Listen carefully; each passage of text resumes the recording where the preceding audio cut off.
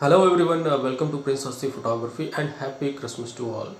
और आज का टॉपिक है candid photography, top 5 tips for candid photography. जिस पर आज हम डिस्कस करेंगे वो टॉप 5 टिप्स क्या हो सकती हैं आपके लिए, जिनसे आपकी कैंडिड फोटोग्राफी इम्प्रूव हो सके। यहाँ पर बहुत लोगों की प्रॉब्लम्स हैं कि कैंडिड फोटोग्राफी करते वक्त उन्हें कई सारी प्रॉब्लम्स फेस करनी पड़ती। तो मैंने कुछ 5 टॉपिक्स ऐसे या 5 टिप्स ऐसी निकाली हैं जिनसे आपको कैंडिड फोटोग्राफी इम्प्रूव करने में मदद मिल सके। तो सबसे पहला नंबर जो है मैं उसके बारे में बोलना चाहूँगा। फर्स्ट नंबर पे आता है choose right gears and lenses.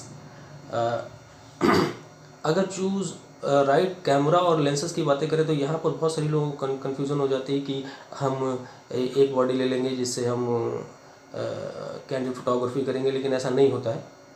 अगर आप वाकई बहुत अच्छे से कैंडिड फोटोग्राफी करने चाहते हैं तो आपको एक एफएक्स कैमरा बॉडी की ज़रूरत पड़ती है, means full frame camera body आपके पास हो।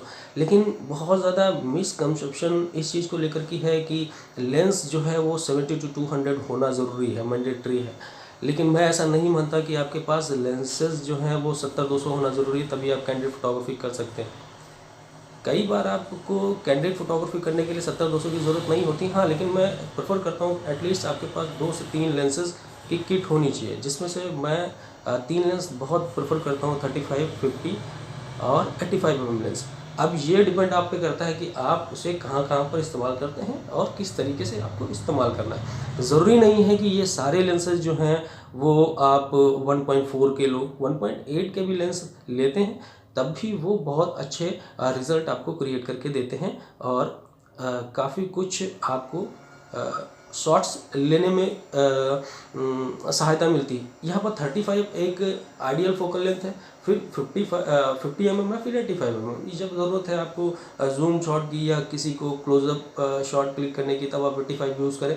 अगर आप सोचो कि मूवमेंट आपको क्रिएट करना है जिसमें 3, 4, 5 लोग इन्वॉल्व हैं तब आप 35 का इस्तेमाल कर सकते हैं, 50 का इस्तेमाल कर सकते हैं। ये 3 लेंस, अगर आप 3 लेंसेज यूज़ नहीं करना चाहते हैं तो आप कम से कम 2 लेंसेज ज़रूर इस्तेमाल करें, जिनमें से मैं प्रेफर करूंगा आपके लिए आप 35 mm लेंस और 85 mm लेंस, 2 लेंसेज का इस्तेमाल करें।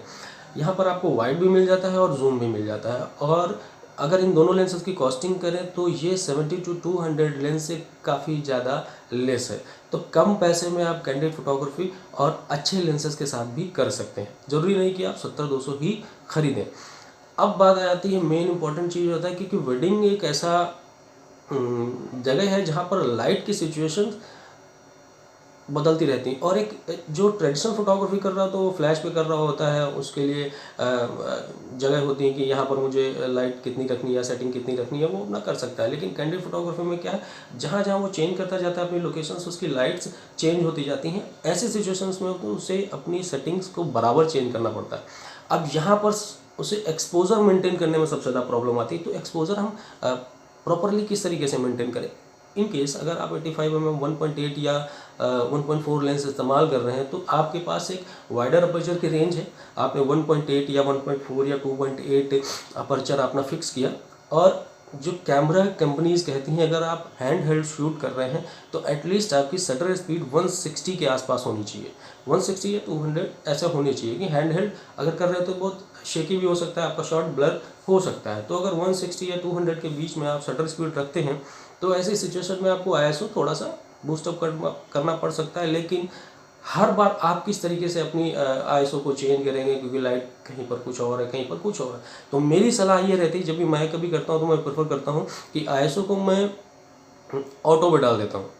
कोशिश ये करता हूँ, मैं मोस्टली अपनी इमेजेस जितनी भी होती हैं मैं रॉ पे क्लिक करता हूँ कैंडिड जब कर रहा होता हूँ, और आईएसओ को मैं ऑटो पे डाल देता हूँ। तो मैक्सिमम से मैक्सिमम मुझे वेडिंग सिचुएशंस में अगर आईएसओ मेरा बूस्टअप करता भी है ऑटो पर, और अगर सेटिंग्स में 1.8 अपर्चर और प्लस 160 या 200 के आसपास की शटर स्पीड रखता हूँ तो बहुत ज़्यादा अगर मेरा आईएसओ बूस्टअप करता है तो मैक्सिमम 1250 के आसपास मेरा आईएसओ जाता है, जो कि एडिटिंग प्रोसेस में मैनेजेबल है। कभी आपको नॉइज़ नहीं मिलेगा अगर आप एक अच्छी camera body FX full frame body इस्तेमाल कर रहे हैं, तो वहाँ पर आप नॉइज़ की प्रॉब्लम आपकी दूर हो जाती है, आपको नॉइज़ नहीं मिलेगा।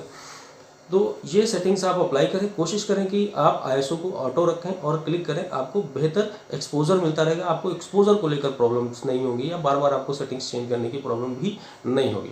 थर्ड पॉइंट अगर बात करें तो कैंडिड क्लिक करने के लिए आपको राइट प्लेस पर होना बहुत ज़रूरी है। जैसे कई बार लगता है कि मैं यहाँ पर खड़ा हो जाऊँगा तो मुझे कैंडिड मिलता रहेगा और मैं करता रहूँगा, ऐसा नहीं है। आपको जगह या स्पॉट्स आपके वेडिंग वेन्यू में ढूंढने पड़ेंगे कि यहाँ पर मुझे कैंडिड शॉट्स मिल सकते हैं। जैसे 4-5 लोग एक जगह पे बैठे हैं, कुछ जोक्स क्रैक हो रहे हैं, कुछ मस्ती चल रही है, तो वहाँ पर अगर आप जाते हैं या क्लिक करते हैं तो आपको कई सारे कैंडिड मोमेंट्स मिल जाते हैं।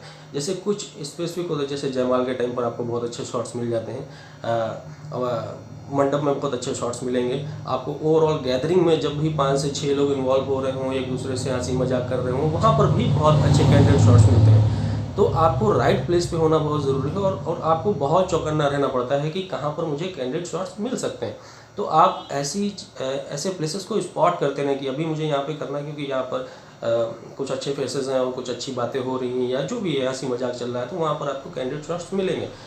कैंडिड का एक नया टर्म अभी है कि पहले कैंडिड हम लोग क्या समझते थे, किसी का एक पोर्ट्रेट क्लिक कर देना जो कैमरे में ना देख रहा हो, किसी अदर डायरेक्शन में देख रहा हो, उसे हम कैंडिड फोटोग्राफी कह देते हैं। अभी कैंडिड शॉट है, लेकिन अभी वेडिंग सेक्टर में क्या होता है, इन्वॉल्वमेंट जितना ज़्यादा होता है, लोगों का इन्वॉल्वमेंट किसी फ्रेम में, अगर मान लीजिए आप 35mm लेंस इस्तेमाल कर रहे हैं, आपके फ्रेम में 4 से 5 जन हैं और एक इंटरेक्शन सब में है, और लेकिन वो कैमरा फेस नहीं कर रहे हैं। आप सोचो, इमेजिन करो कितना अच्छा सा फ्रेम बनेगा एक कैंडिड के लिए। तो कोशिश करें कि आप ऐसी जगह पर, राइट प्लेस पर आप पहुँचें और वहाँ पर आपको कैंडिड शॉट्स मिलेंगे। फोर्थ नंबर जो है, ये हर एक कैंडिड फोटोग्राफर को अप्लाई करना चाहिए, ये बहुत ही इंपॉर्टेंट है। मैं बोलूँगा हाइड योरसेल्फ। आप अपने आप को हाइड करके रखें। आप सबकी नज़र में आएंगे तो आपको कैंडिड शॉट्स नहीं मिलेंगे। इसलिए मैं कहता हूँ जब भी आप कैंडिड फोटोग्राफी कर रहे हो तो बहुत हैवी लेंसेज के साथ मत करें। आपने 70-200 लगाया होगा, आप ऑब्वियसली आप सबकी नज़र में आते रहेंगे कि हाँ ये लड़का या ये फोटोग्राफर के पास एक बड़ा सा लेंस है, हैवी सा लेंस है, वो लगा के फोटोग्राफी कर रहा है, वो देखने में बहुत अच्छा लगता है। लेकिन जब आप कॉम्पैक्ट लेंसेज या छोटे लेंसेज के साथ काम करते हैं तो आप कहीं भी साइड में छुपा सकते हैं और हाइड हो सकते हैं, गैदरिंग में इन्वॉल्व हो सकते हैं और चुपचाप अपने शॉट्स क्लिक करते रहेंगे।